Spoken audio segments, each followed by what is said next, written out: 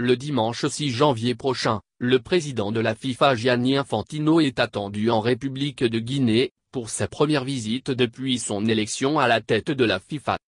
Avant même l'arrivée du premier responsable du football mondial en Guinée, des curieux se posent la question de savoir ce que ce déplacement peut concrètement apporter au football guinéen. Certains y voient juste un coup de pub pour la fédération.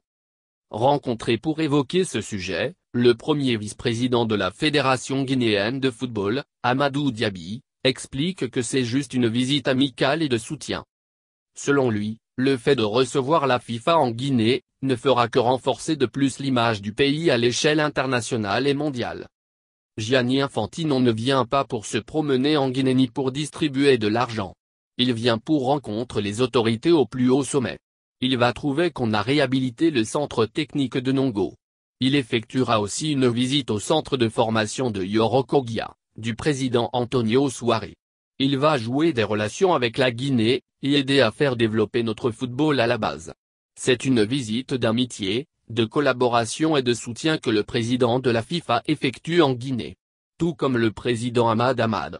On doit aujourd'hui rendre un hommage au président Infantino, qui fait beaucoup pour l'Afrique. Il a augmenté le nombre de pays africains pour la Coupe du Monde. Il a multiplié ce que la FIFA accorde aux fédérations africaines. Les fonds forwards. C'est un monsieur à féliciter. Il a toujours prôné la transparence.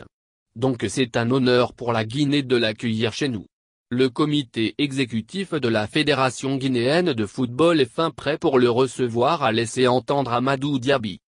Que les gens se détrompent donc, Infantino ne vient pas avec une mallette pour donner de l'argent à la FEGIFOOT, qui dit en avoir pourtant besoin pour financer ses projets. Depuis l'annonce de cette visite, le centre technique et le stade de Nongo, le siège de la fédération, sont en train d'effectuer les derniers réglages.